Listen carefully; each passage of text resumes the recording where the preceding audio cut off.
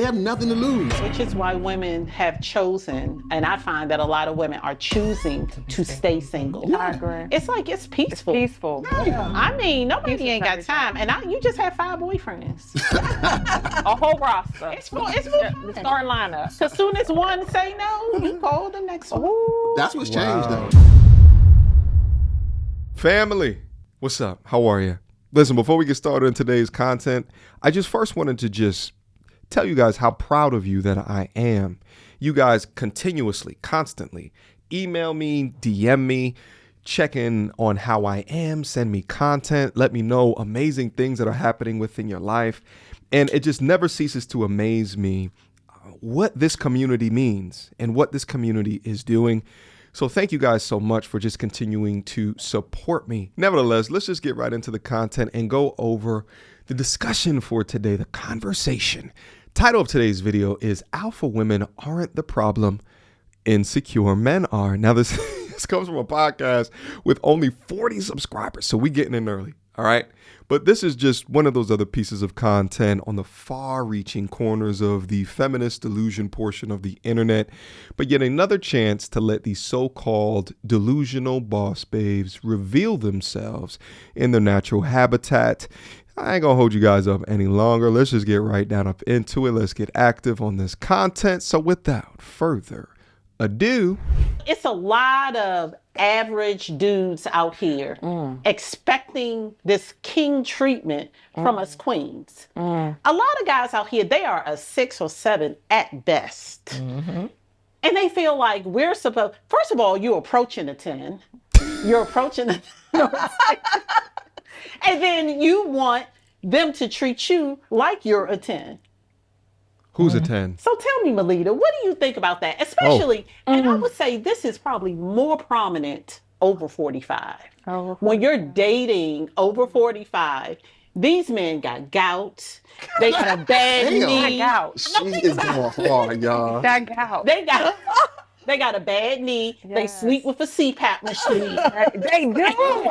I've been there, done that. I'm just saying, you are a 7 at best, boo. And then you want to tell me, oh, you need to do this. And you got me straight. Yeah. Tripping. Yeah. Wow. Because at the end of the day, think about it. Okay. When we're in our 40s, we can date the daddy or the son. Wow. So why pick the daddy? Now, why I picked the daddy is absolutely insane. But let me ask you guys before we get restarted in the content. If you take a look at the young lady that's speaking right now, in my perspective, she is a strong 2 at best, right? But I want to throw it on to y'all. If she's so sure that she's a 10, write a comment down below. What do y'all think that she currently is? These are the delusional, unmarried, boss bee, modern attitude young ladies that will stop at nothing to make men feel small. It is sport for them to emasculate the black man to the right of them, irrespective of the real results within their life. And to be honest, I just feel bad for these women because it's a sort of projection of the pain that they feel when they're at home alone, crying themselves to sleep at night on their pillows. Ma'am, you are delusional to think that you are a 10, but your delusion has been propped up by the irrationality of calling you a queen when you don't demonstrate queen behavior. In fact, you demonstrate mean girl behavior. Outside of your rational beliefs, older men nor younger men are lining up in order to date you. Maybe there's some men in there that are lining up to go inside of you, but they're not taking you seriously. Why? Because we're all gonna age, ma'am. While you are rating yourself based off of the fake hair and the fake makeup that you were adorned, we're all gonna get older. CPAPs have saved people's lives. That's for real. You must be of the extreme delusional class that honestly believes that black doesn't crack. In most cases, I understand what you're saying. But black may not crack, but it absolutely swells. You heard? Let's go. We can date the son. Yes. Yes. I agree. I agree. She is funny.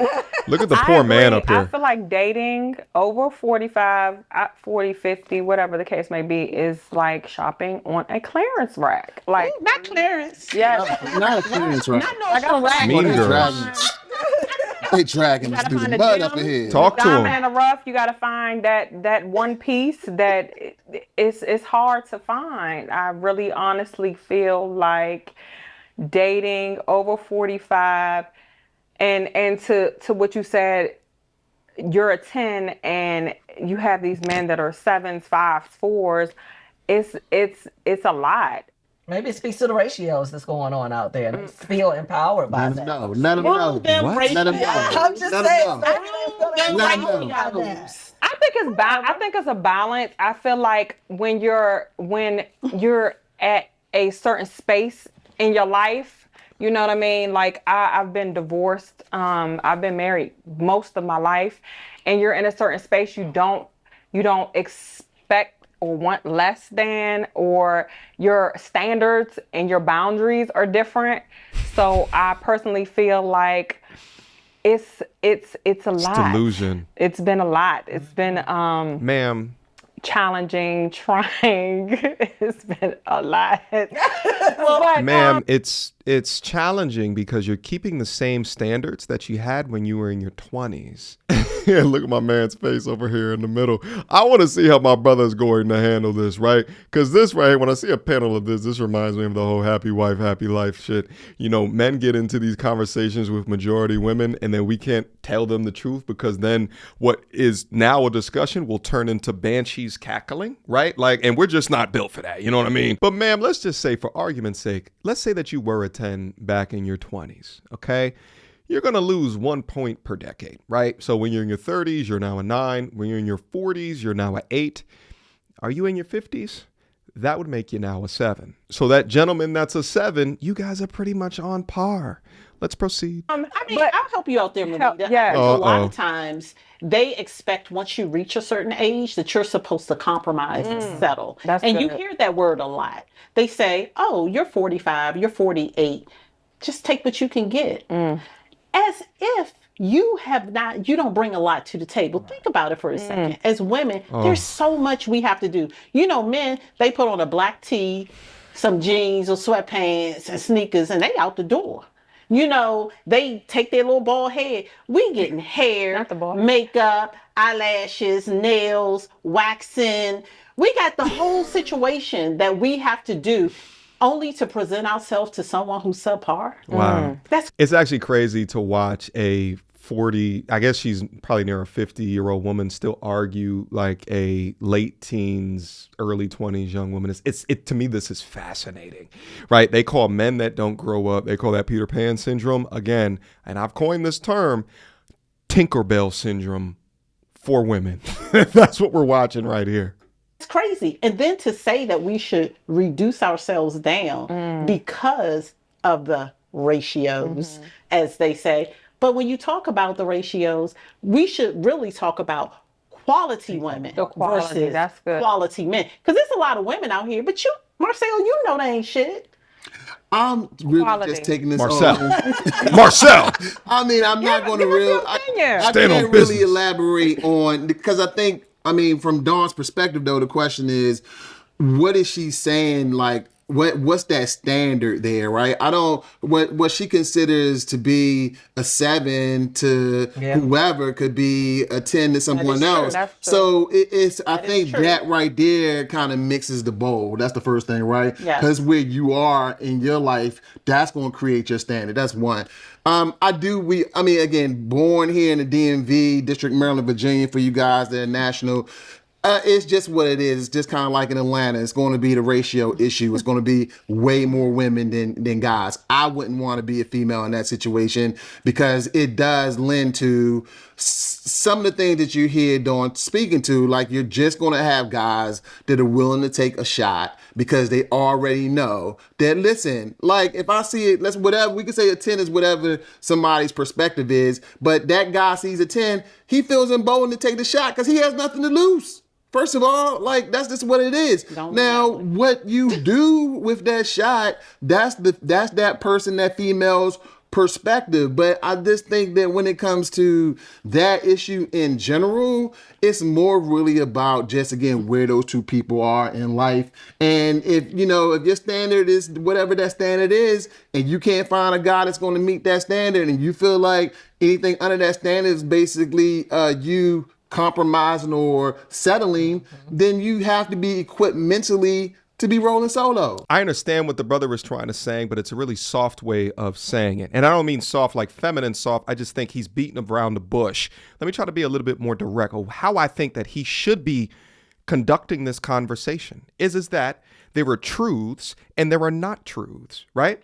If you are a young woman that believes that they are a 10 and has never received an offer for a modeling contract, then you are absolutely bugging. Perhaps you're not a 10. Perhaps truth needs to be introduced because, see, the problem is that if you rate yourself up here and now you only feel as though a man of that same caliber or higher should be talking to you, meanwhile, you're really a 4, then your standards will never be form fit to allow a guy of your caliber into your life. But outside of recalibrating where you sit in the eyes of the men that you want, there is no man that is worth his weight in salt, that has worked exponentially hard throughout his life, that should tolerate the mouths of women that have a low-key barometer hate for men. Imagine working your life as hard as what you do with the obstacles that you face, and you get a woman that doesn't bring you femininity and peace, nor respect. It's pure madness. And some of these women are legit 9s, but then they still bring the BS with them.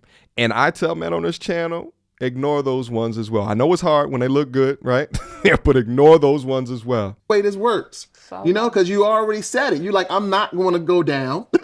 It's only up. And if up is the only option, then you have to, you have to deal with what you're saying, that you're diminishing that pool, right? And when you diminish that pool, you can't complain about what's left. And then to wrap this up, what's left, everybody's going after that, right? The visual basic stuff that we're talking about, keep it simple. We can go, he has to have a great job, height, nice car, all that bullshit fluff. At the end of the day, every woman sees that. So now you got that guy that you got to deal with that has his pick of the litter. So what you gonna do with that guy? Is that the guy you want that can have 5 women? So I mean, it's a mixed bag there. It's not as simple as the way that's kind of outlined to be. But again, to me, on the dating issue, on that issue particularly, it's to each his own. But I mean, the opening up, you're absolutely right. There are many guys that's taking a shot at the 10. What they have to lose? They have nothing to lose. Which is why women have chosen, and I find that a lot of women are choosing to stay single. Yeah. I agree. It's like, it's peaceful. It's peaceful. Yeah. I mean, nobody ain't got time. And you just had 5 boyfriends. A whole roster. It's for The starting lineup. As soon as one say no, you call the next one. That's what's changed, though. It's all good. You feel like that's painful? Disgusting. You seen that? For me, I'm just entering the date scene, and I can really only date one person at a time. Okay. I can. Really? I mean, Who is she? I like her. her. People saying date them all. But I have to focus, and I need to know. I do have to focus. You know what I mean? And I do not feel like I am giving you. That's because you're not easy. Imagine being almost 50 years old talking about and bragging about having 5 boyfriends. Shout out to feminism. You birthed this. A 50-year-old for the streets 304 assassin is crazy. Hang it up. Aren't you tired? Get up off them streets, baby girl. All right? Go take a nap. You a fair shot. If I'm checking for Joe and checking for That's Grow John, up. whomever. Tinkerbell. Well, let me know how that work out for you. Honestly, No, but I agree with Tom. but I do Of get. course you do, I can Marcel. get in and Why is it? out. Of course I did. Damn, did y'all catch that? What's all that heat coming from that? Why Like, do you agree with Tanya? Like, because she's right. You can't really sit there and say you're really trying to meet somebody if you're not giving them 100%. Like if I'm sitting there and I got 3 other women and I'm taking everybody Which out. y'all do. No, but that's now she's on something totally different. I'm just addressing what Tanya's saying, which is agreed. If you really meet somebody and you think that they're worth your time, if you're not giving them 100%, then you're not going to get 100% back. Right. And like if it doesn't work, it doesn't work. But you can't be giving somebody 50%. Because you have your other 50% spread between 3 people. But I disagree. It doesn't work that way. Before you say that, I think the clear point is if. She's talking about, I've met a person, I like them, I'm going to date them. Yes, it should be 1. But the crew, the roster, if you meet 5 dudes at park, you haven't picked one yet. Date all 5. I just can't do it. I disagree. I disagree because even in marriage, you're not giving 100% in your marriage. Like I've been married for 15 years, been with him most of my life. You're not giving 100% in your marriage. What?